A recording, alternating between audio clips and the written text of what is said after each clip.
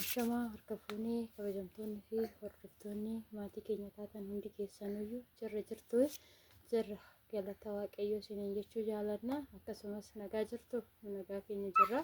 Warroonni viidiyoo keenya laayikii sheerii koomentii gochaa jirtan hundi keessanuyyuu galatooma isiniin jechuu jaalanna. Asumarraanis immoo mudannoo adda ta'e weetiin na mudate mudannoo sunis isinis allaalatuma jirtu sammuuni kana. Hinaan tuubii waan ishiin irra jirtu jechuudha, waan ishiin na gochaatu jirtu. Amma dammoo ndoo mana kiyyaayyuu dhuftee nadhaanutti gadi jette jechuudha. Maaliif namni tokko gaafa mana namaa dhufe kabajaadha jechuudha. Balballi namaa yoo alaan kaakkaame kabajaa qaba jechuudha. Kabajaan kun immoo baay'ee ulfaata. Nama tokko gaafa mana kee dhufee hanqaaqee balbala kee hin bantaaf jechuudha. Garuu nus immoo sanuma jennee balbala keenya jalaa bannee balbala keenya kan jalaa bannee dhuftee maal jetti situ abbaa manaa kootiin nutti nanaqee sababa keetiin dhaannamee naan jette kan koo kan na hojjechaa jirtu sun hin jiru jechuudha. Gwaadatti ol keechee dhoksitee jirti. Garuu immoo kiyyaa kananani isaan anammeenyallee hin jenneen jechuudha isaanii. Maaliif namni tokko ollaa jechuun immoo oliif kafana. Osoo iyyitee anumaaf ishii toliif ba'a jechuudha. Garuu immoo bakka kanatti viidiyoowwan ishiin hojjechaatoo jirtu haala ishiin na gochaatoo jirtu jechuudha. Ana abbaa miliyoonillee miidiyaa irratti baasee akka ishii sanitti waraabuu hin wallaalle jechuudha. Waan inni naan jedhu isa fakkeenyaaf sa'aatiin itti madhu san kaameraa fi lafiitii isaa godhee waraabuu hin wallaalle. Maaliif jenna namni kabajaa namarraa qaba jechuudha. Ani kabajaan isaaf qabu yookiin kabajaa inni naaf qabuuf ani kaameraa isa afoo godhee abbaa miliyoonii waraabne. Garuu immoo maalan jedhee maaliif namnis maalluun jira nu ollaa tokko kafana tokko obboleewwan tokko anaaf hinaan jechuun qixxee waan obboleewwaniiti. Obboleewwan irra dabarreetuyyuu san caala waan baay'ee waliin dabarsine jechuudha. Akka haadha filmootittuyyuu nama ollaalu jechuudha iddoo kanatti. Garuu immoo haalli ishiin irratti hojjechaa jirtu har'a immoo mana koo dhuftee nadhaanuuf jechuudha. Dhugaan nadhaanuuf ani immoo daa'imman of harkaa qabu. Nama tokko immoo ka alaa yoo dhufee si dhaanu san mana kee keessatti hin dhaannamta malee harkaan itti utaaluu hin qabdu jedheetuman jalaa tigistii godhadhe jechuudha. Ishiin garuu immoo ulee dhugaa hin beekani viidiyoo ishii yookaan warri ilaaltanillee jiraachuu dandeessu nadhaanuuf natti kaate jechuudha. Osoo akka daa'imti na wajjin jiru beektu hoo nadhaanullee baatte osoo barbaadde gibbiidhaallee baatiste odoo nallee dhaante daa'ima duudaa biratti nadhaanuudhaaf natti dhufte odoo sarraatan mucayyoon na bira jiraachuu baatte ani beeku waan ishiin na gochuu barbaadde jechuudha. Lumjoon addaannu qabuu baatte waan guddaa yaaddee dhufte akka isheetitti jechuudha. Ani garuu giraa na gabba'e waan ishii godhes hin beeku.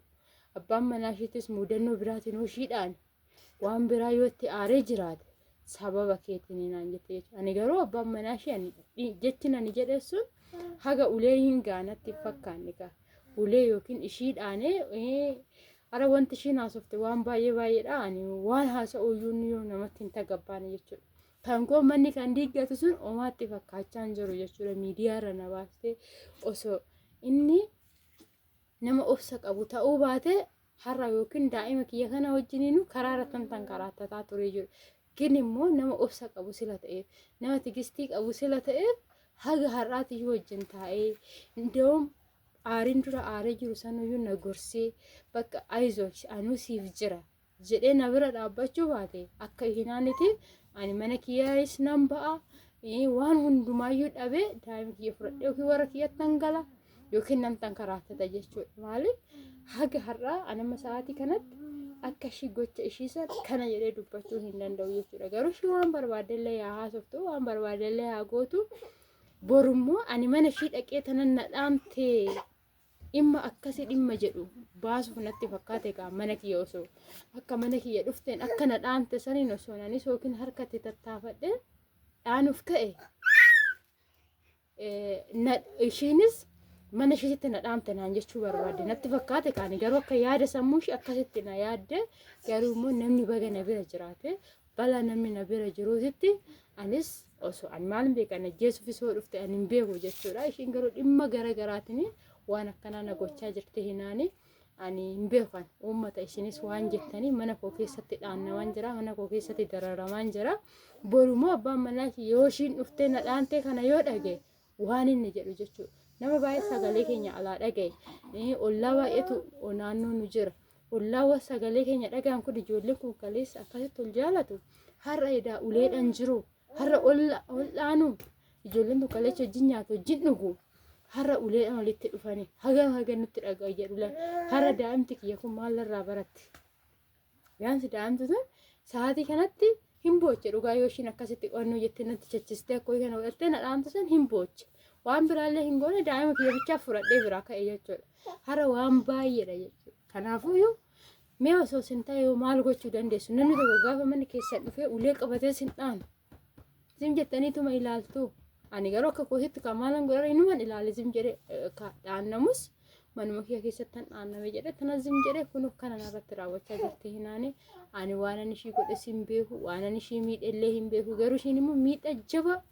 humnaa ol baqa humnaa ol nattuma kutattee kaatee jirti barana jechuudha yoo naannuma nan jiru kana illee na kaasuus barbaade hin beeku ani waan ishiin irra jiru waan ishiin na gochuu barbaaddu hin beeku jechuudha sa'aatii kanatti kan hin beeku ani waaqumti bichaan har'a ishee haa qabbane jechuu malee ani kan asanii jechuu hin danda'u waan ishiin na gochaa jirtu sinin jechuu barbaada akkasumas immoo daa'imti xiyya bu'aa jirti keessallee kana fakkaataa kana narratti raawwachaa jirti hinaanii sinin jechuun barbaada nagaarra nuuf turaayii akkasumas immoo haga viidiyoo biraatiin immoo walitti deebinutti nagaarra nuuf turaayii sinin jechuu barbaadna garuu immoo kanarraa kana dhugaa hin beeku mudannoo adda ta'e kan natti mul'ate jechuudha waan ishirraa eegetu iyyuu bakka ishirraa natti gaa na bira gaa jedhee hiyyaanni wayii narraan geecha ishiin sinin jechuun barbaada kana fakkaata mee osoo isin ta'e ilaalchi akkanaa osoo isin irratti raawwatame namni amantan namni boru utubaa kooti jettanii yaadan osoo isin irraan ga'e isinoo maal jettume ana kunu akkanatti wanta akkanaa narratti ga'aa jira narratti raawwatamaa dararamaan jira jechuudha mana koo keessatti osoo mana ormaa keessa taa'illee dararame eeyyeen namannatti wannoo hidheen jira garuu mana koo keessa taa'ee dararamaan jira siniin jechuu barbaada kana fakkaata nagaarra nuuf turaa'ee haga viidiyoo biraatiin immoo walitti deebinutti turtii gaarii isiniif haa ta'u.